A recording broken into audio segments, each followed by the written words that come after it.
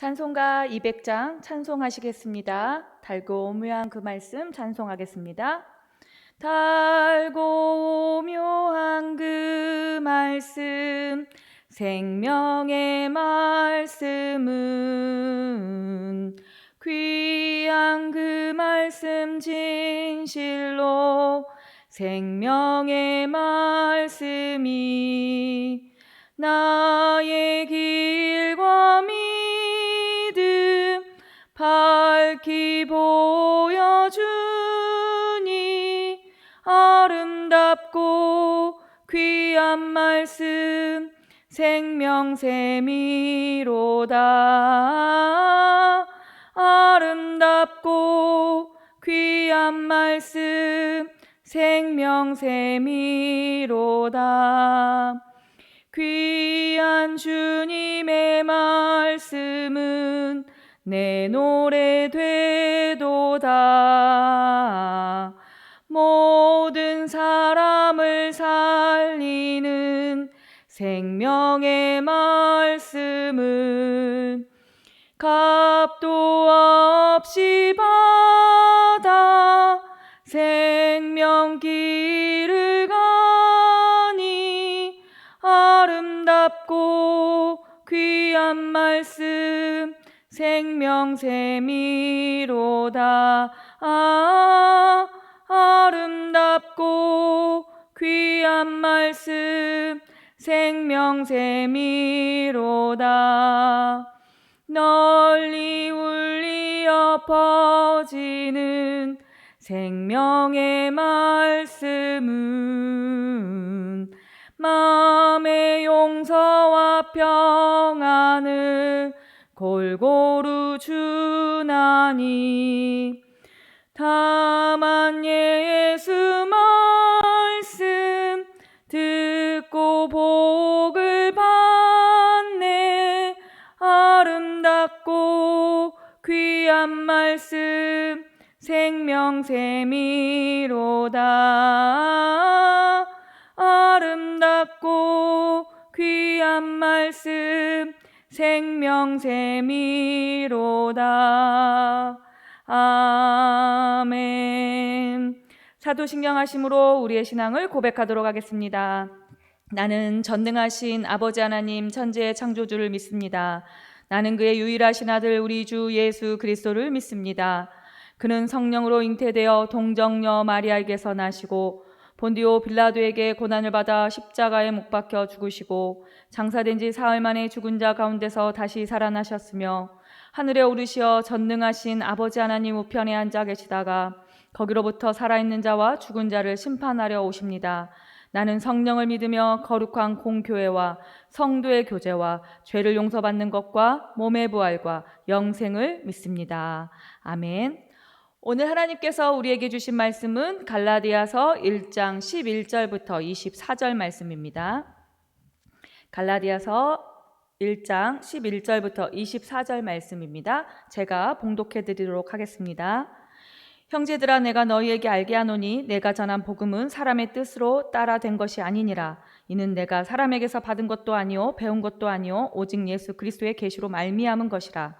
내가 이전에 유대교회에 있을 때에 행한 일을 너희가 들었거니와 하나님의 교회를 심히 박해하여 멸하고 내가 내 동족 중 여러 영갑자보다 유대교를 지나치게 믿어 내 조상의 전통에 대하여 더욱 열심히 있었으나 그러나 내 어머니의 태로부터 나를 택정하시고 그의 은혜로 나를 부르시니가 그의 아들을 이방에 전하게 하기 위하여 그를 내 속에 나타내시기를 기뻐하셨을 때에 내가 곧 혈육과 의논하지 아니하고 또 나보다 먼저 사도된 자들을 만나려고 예루살렘에 가지 아니하고 아라비아로 갔다가 다시 다메섹으로 돌아갔노라. 구 3년 만에 내가 게바를 방문하려고 예루살렘으로 올라가서 그와 함께 15일을 머무는 동안 주의 형제 야고보의 다른 사도들을 보지 못하였노라. 보라, 내가 너희에게 쓰는 것은 하나님 앞에서 거짓말이 아니로다. 그후에 내가 수리아와 길리기아 지방에 이르렀으나 그리스도 안에 있는 유대교의 교회들이 나를 얼굴로는 말지 못하고 다만 우리를 박해하던 자가 전에 멸하려던 그 믿음을 지금 전한다 함을 듣고 나로 말미암아 하나님께 영광을 돌리니라. 아멘. 우리는 9월에 갈라디아서를 공부하고 또 묵상하며 삶에 적용하기를 원합니다. 갈라디아서를 통하여서 바울이 믿음으로 의를 이루는 것 안에서 굉장히 중요한 실천적인 내용들이 우리가 갈라디아서를 통해서 만나게 됩니다. 오늘 읽었던 본문은요, 세 단락으로 우리가 구분해서 볼 수 있습니다. 사도 바울이 전한 복음의 내용이 11절과 12절에 나오고요. 그리고 사도 바울이 자신이 유전에 따라서 그 교회를 핍박했던 과거의 내용이 13절부터 14절까지 나오게 되고요. 그리고 이제 태로부터 나와서 자기를 택정하신 하나님의 부르심에 맞춰서 그 사도의 부르심 이후의 활동들에 대해서가 15절부터 24절까지 나오고 있고 그 내용으로 전해지고 있습니다. 믿음의 성도 여러분, 오늘 이 말씀을 통하여서 우리가 얻게 되어지는 교훈이 무엇이며 또 우리의 그 교훈이 우리의 삶에 어떻게 적용되는지를 좀 찾아보고 묵상하고 깨닫기를 원합니다. 하나님의 복음이 무엇인지가 좀 중요한 것 같습니다.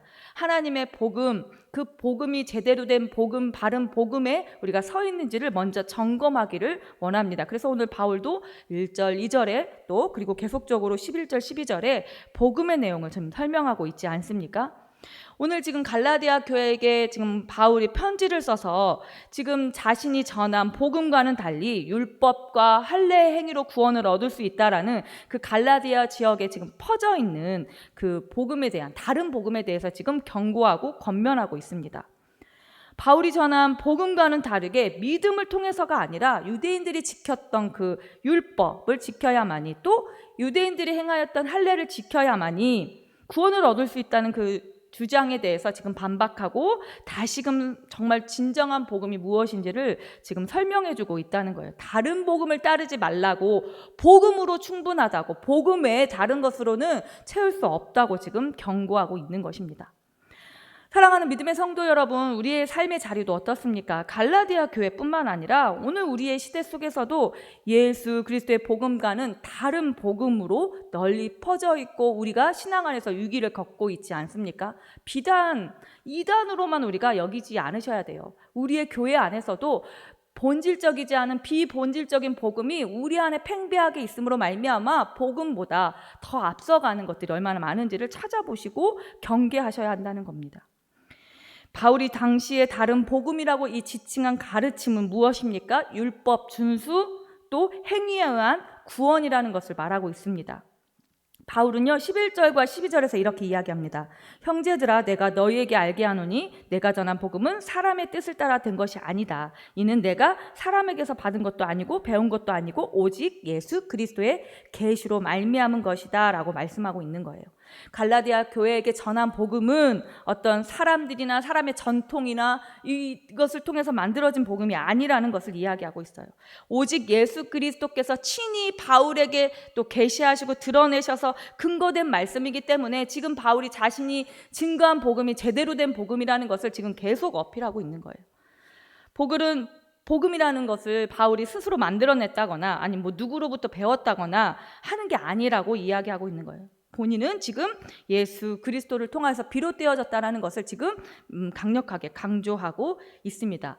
이걸 뒷받침하기 위해서 지금 바울은 13절부터 14절까지 과거의 자신의 삶을 지금 비추어서 설명해주고 있습니다. 자기가 유대교에 있을 때에 행했던 일들에 대해서 지금 어떻게 설명합니까? 심히 교회를 핍박하고 그리고 자신의 동족들 중에 영갑자도 있고 그 이에 있는 사람들도 있을 텐데 그들보다 더 열심히 믿었기 때문에 어떻게 보면 자기가 그 전통에 더 탁월한 사람이고 유능한 사람이고 열심히 있었던 사람이기 때문에 지금 그 다른 복음에 가까웠던 사람이다. 그런데 그 복음이 진정한 복음이 아니라라는 것을 지금 설명하고 있지 않습니까? 자신의 경험과 또 하나님의 그 예수 그리스도를 다메섹에서 만난 그 사건을 통하여서 성령의 체험을 통하여서 진정한 복음이 무엇인지를 지금 말하고 있는 것입니다.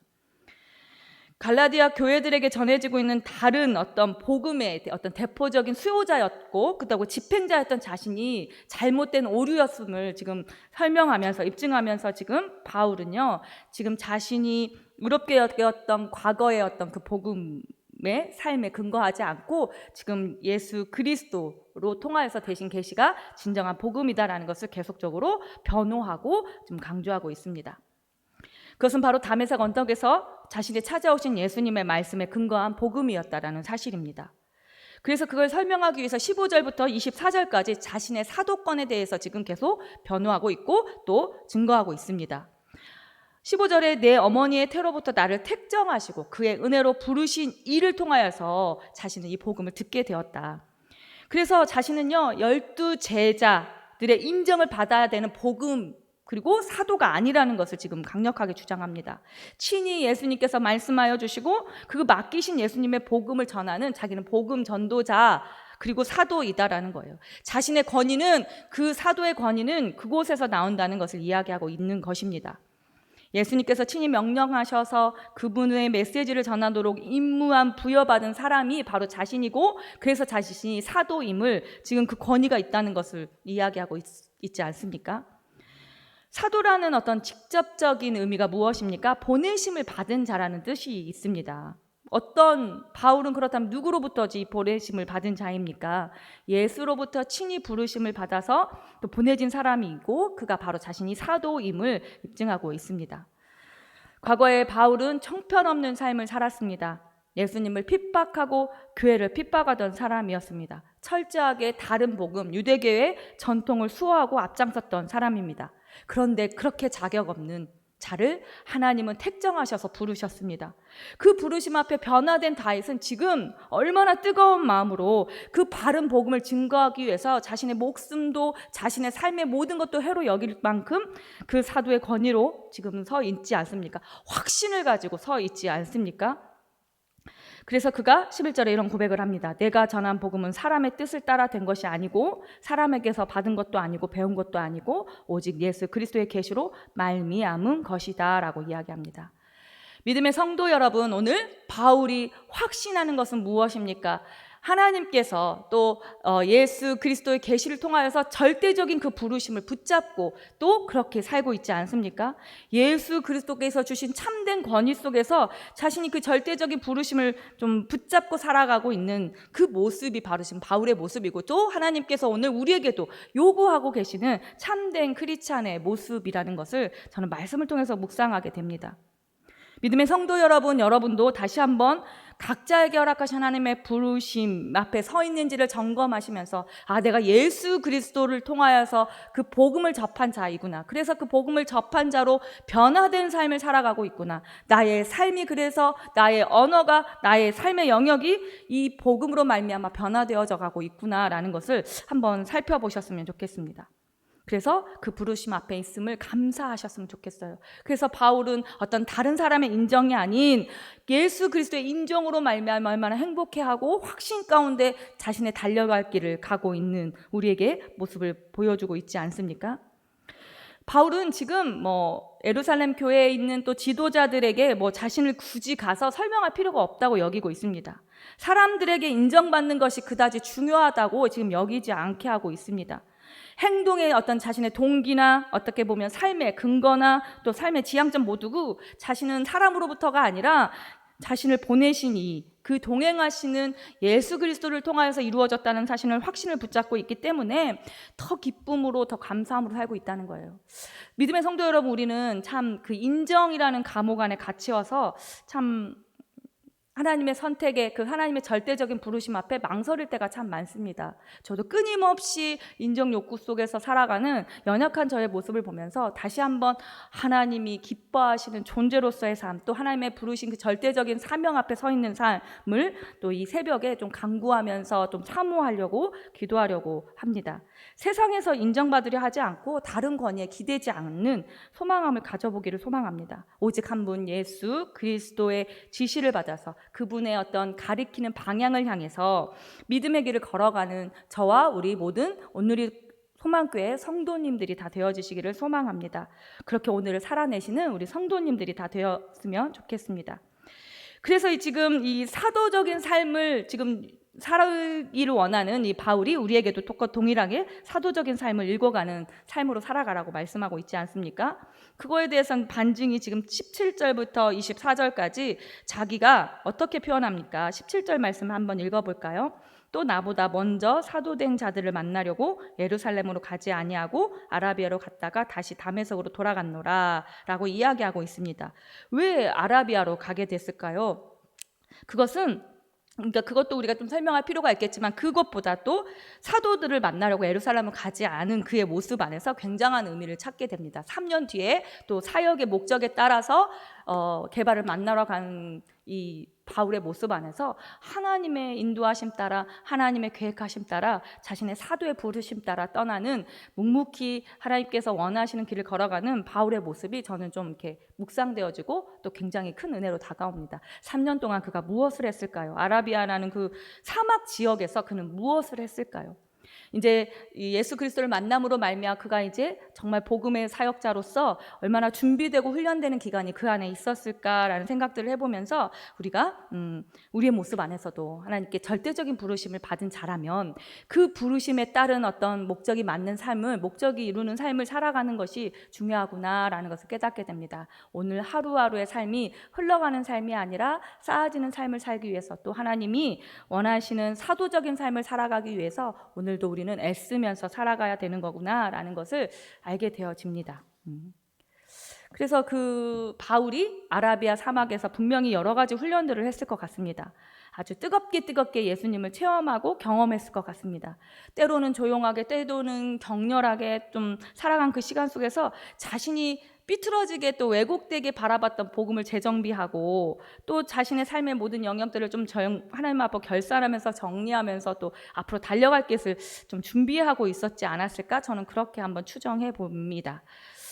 이 시간을 통해서 사울은 어떻게 됩니까? 그러니까 바울은 사울에서 바울로 변화되고 위대한 사도로 또 절대적인 부르심의 확신을 가지고 사람의 인정에 연연해 않으면서 오직 하나님 안에서 거할 수 있었습니다. 그렇게 이 돌아온 바울을 교회 공동체는 어떻게 바라봅니까?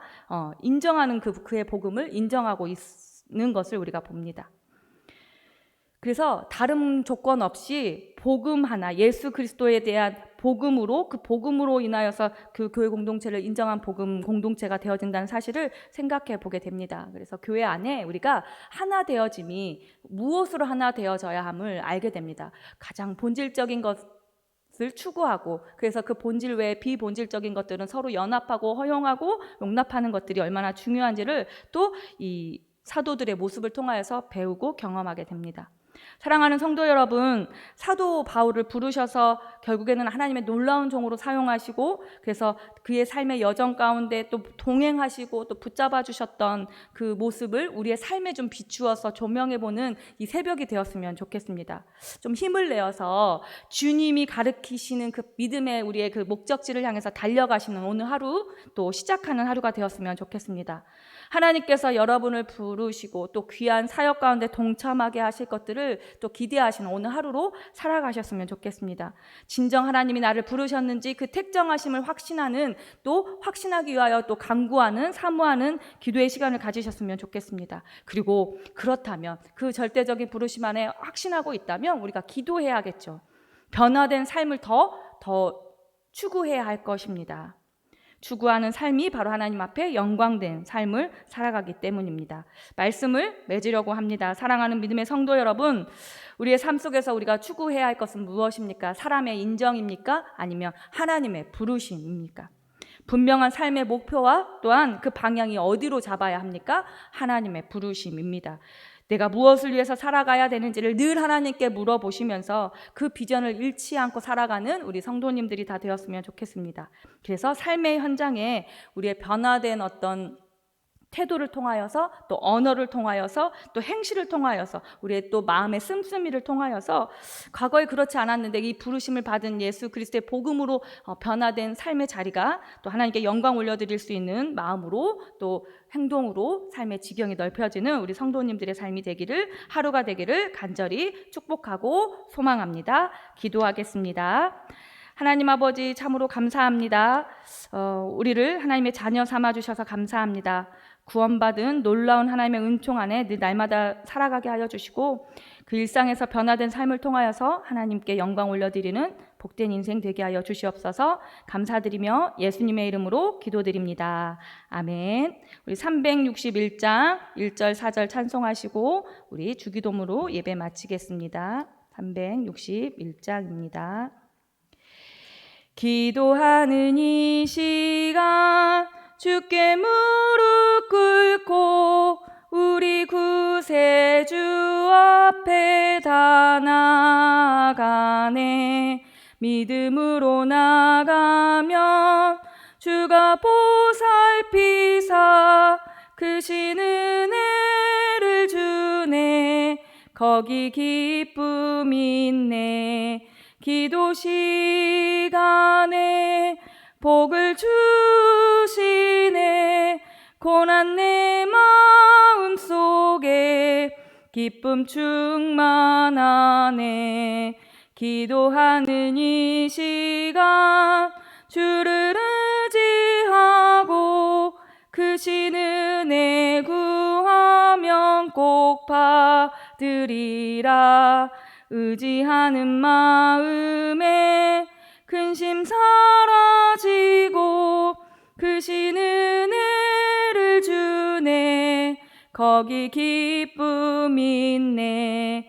기도 시간에 복을 주시네. 고난 내 마음 속에 기쁨 충만하네. 주기도문 하심으로 우리 새벽 예배 마치겠습니다. 하늘에 계신 우리 아버지, 아버지의 이름을 거룩하게 하시며 아버지의 나라가 오게 하시며 아버지의 뜻이 하늘에서와 같이 땅에서도 이루어지게 하소서. 오늘 우리에게 일용할 양식을 주시고 우리가 우리에게 잘못한 사람을 용서하여 준 것 같이 우리 죄를 용서하여 주시고 우리를 시험에 빠지지 않게 하시고 악에서 구하소서. 나라와 권능과 영광이 영원히 아버지의 것입니다. 아멘. 이 시간 우리 말씀을 생각하시면서 기도하기를 소망합니다. 사도 바울이 사람의 인정보다 부르신 하나님의 그 계시 속에서 자신의 사도적인 삶을 추구했던 것처럼 오늘 우리를 부르시고 우리를 구원하신 그 은혜 속에서 우리도 확신하면서 기쁨으로 살아가는 구원의 성도 되게 해달라고 기도하셨으면 좋겠습니다.